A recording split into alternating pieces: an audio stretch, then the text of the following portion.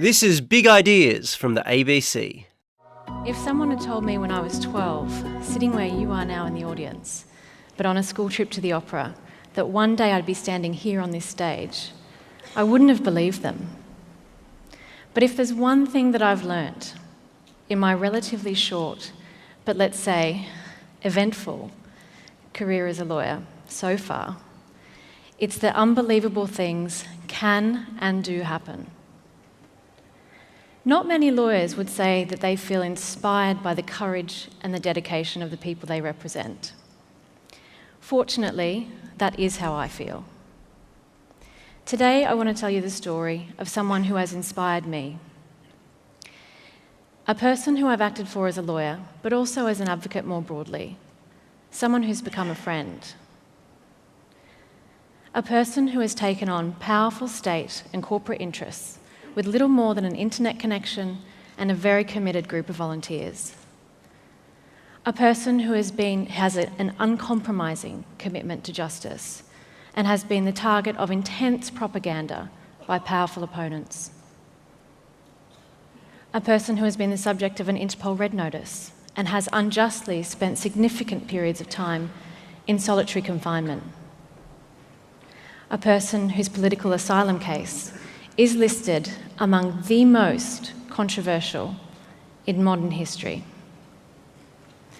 I'm talking about Benny Wenda and his struggle for self-determination for West Papua from Indonesia. The person and the cause who taught me the meaning of what Julian Assange means when he says, "Courage is contagious." It was a little over a decade ago that I went to live in Indonesia as part of my university studies. I wanted to make a difference. I wanted to do human rights work. As a proactive student, or many would say, a big nerd, I read everything there was to know and took every course at my university on Indonesia, on human rights, on Indonesia's politics. I read broadly. I followed events in East Timor closely. But by the time I got to Indonesia in 2002, East Timor had its independence. And so my supervisor said, "Why don't you go to West Papua?" I thought that I knew everything there was to know about major human rights issues in Indonesia, but all I knew about West Papua was where to locate it on a map. It barely rated a mention in the media. There was very little written about it academically. And so I started hanging out on my campus with West Papuan students and activists. They weren't difficult to spot. Papuans are ethnically Melanesian and very different to Indonesians. They have dark skin and curly black hair. They taught me about West Papua, its history, its politics, its people, about Indonesian occupation and oppression. This week marks 50 years since Indonesia occupied West Papua. Since that time, it is estimated that hundreds of thousands of Papuans have been killed or disappeared by the Indonesian military. Their natural resources stolen by multinational corporations with the backing of the Indonesian government. And all of this right here in Australia's backyard. I was absolutely intrigued. How could I have not known about this? It was as this naive 21-year-old student that I first heard about Benny Wenda. I was going out to Papua to volunteer for a small human rights organisation, and some activists had asked me to try to locate him. I found him, under arrest, hog-tied in a darkened cell, tortured, facing conviction for a crime he did not commit because of his political leadership of an organisation that peacefully advocates for independence from Indonesia. Outside of the prison, his young family, his wife Maria and his baby daughter Koteka, were being harassed by Indonesian security forces and were forced into hiding. Inside the prison, Benny had been offered inducements to give up his cause, promised release if he did so, but he refused, knowing that that might mean his death. I started working on his defence team. As a foreigner, I was unable to visit him there in prison. I was myself the subject of intense surveillance by the Indonesian authorities and threatened with arrest and deportation. But every day, I attended his trial. It was blatantly unfair and rigged. No credible evidence was adduced to support the charges that had been brought against him. And every day, as you can see in this photograph, his supporters would line the pathroom from the courtroom to the police vehicle to show him their support, knowing the consequences of public association with him. Late at night, his supporters would come to visit me to deliver notes that Benny had written me from prison. I saved this one all of these years. In it, Benny asked me to raise awareness about West Papua in Australia. Neither of us could have known then that I'd be standing here today. But just before verdict in his trial, a bomb exploded in Bali, killing hundreds of people, including 88 Australians. Reluctantly, I was forced to leave Indonesia and to leave West Papua. I left with the knowledge that with my help, his young family was now in the relative safety of refugee camps across the border in PNG, but Benny remained in prison. Conviction seemed inevitable. I left not knowing if I'd see any of them ever again, or whether they'd see each other ever again. But days after returning to Australia in despair, I heard the great news. Benny had escaped from prison. And not only that, he'd made it across the border into PNG and was on his way to the UK where he was going to claim asylum. I dropped everything, got on a plane to London. I wrote a witness statement to support his application, detailing what I'd seen in his trial, and that application was successful. As impossible as it had seemed just months beforehand, there we were, Benny, his wife Maria, and their baby daughter, reunited at Heathrow Airport. But for now, return to West Papua was impossible. In granting Benny asylum, the British government recognised that if he were to return to Indonesia, his life would be at risk. So the family settled in Oxford, and as it happened, I ended up living and studying in Oxford as well. From there, Benny formed the Free West Papua campaign, and he would say to me, "One day, I will return a free man to a free West Papua." I really wanted to believe him, but it felt impossible. And as a student in the hallowed halls of Oxford, it felt impossibly naive to promote his cause. I would pamphlet my college with his Free West Papua flyers. But the issue had no traction. Foreign journalists are banned in West Papua, and they still are today. The Indonesian government continues to maintain that there are no political prisoners in West Papua. But we know for a fact, as you sit here today, there are at least 40 West Papuan activists unjustly detained in Indonesian prisons. Feeling rather demoralised, I had the wonderful opportunity of meeting Archbishop Desmond Tutu on a retreat during my time at Oxford.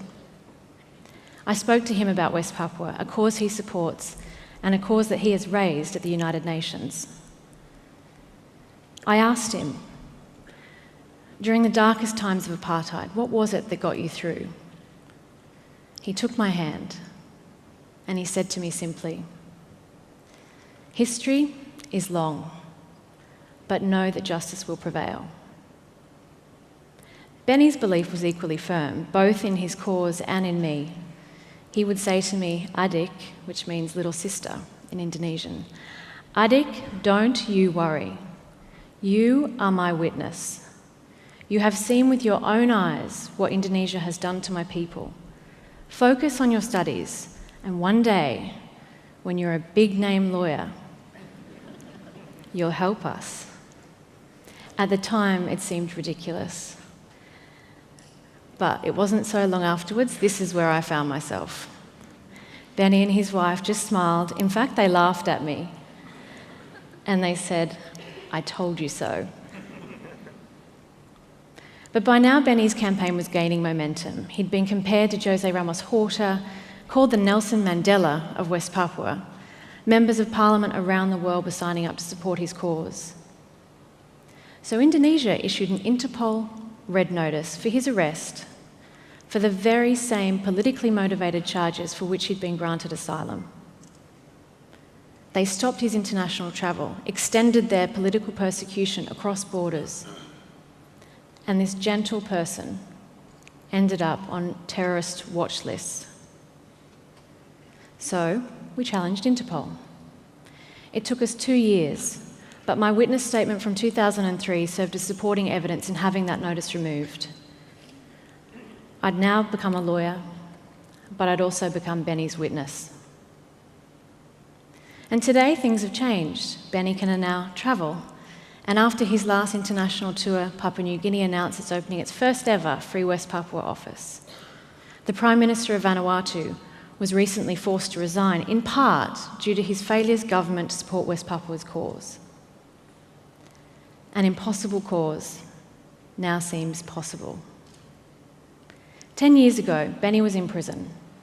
He escaped, evaded Indonesian persecution, sought refuge in the UK, beat an international warrant, established the legal basis for West Papua's claim to self-determination from Indonesia, and an international solidarity campaign.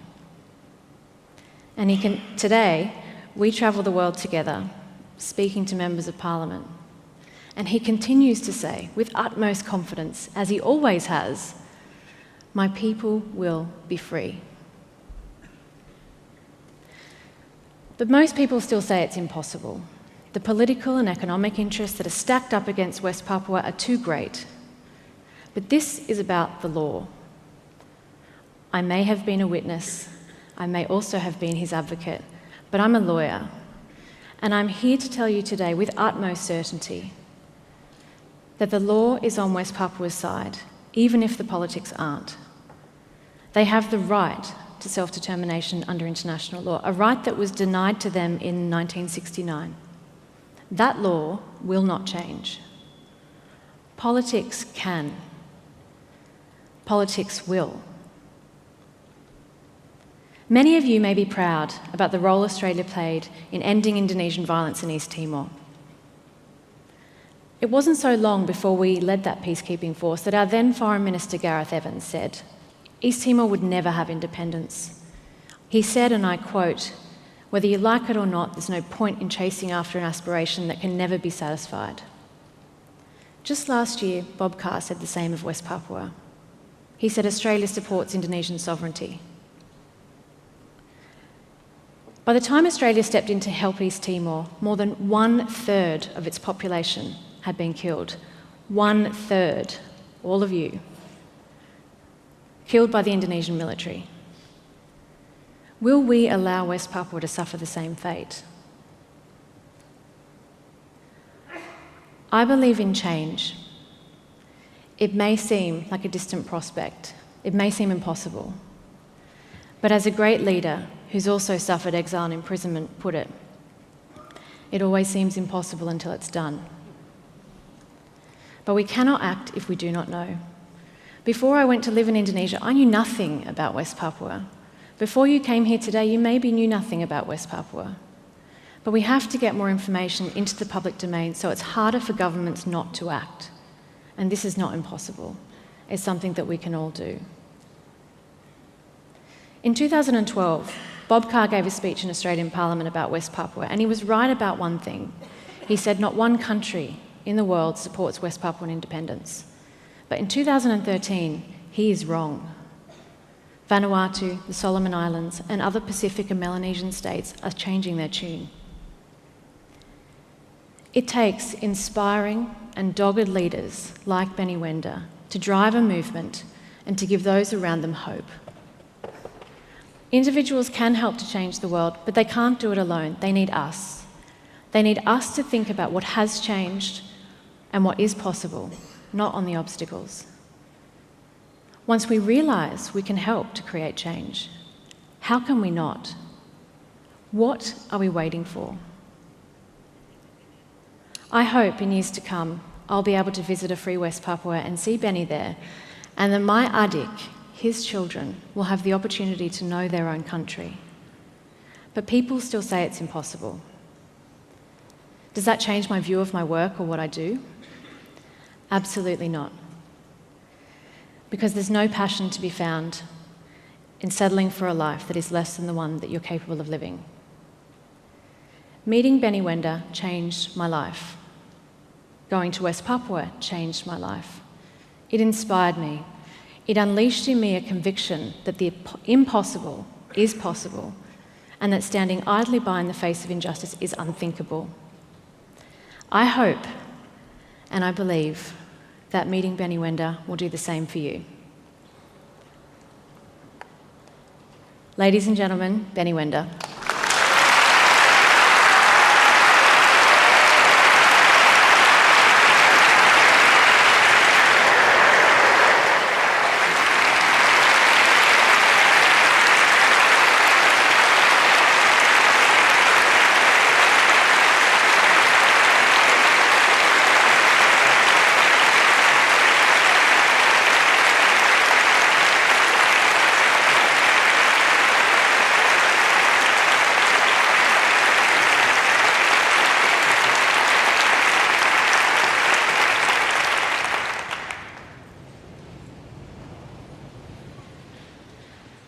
Thank you, Jane.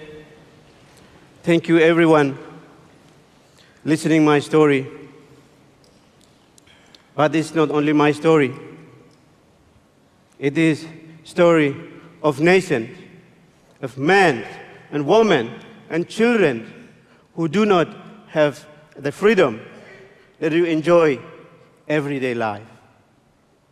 Please tell your friends, your family, your government about this. Because the West Papua story, now your story. Without your support, without your help, my people never free. Please support, free my people, and I will to go back a free man where I come from. Thank you very much. Thank you. Thank you.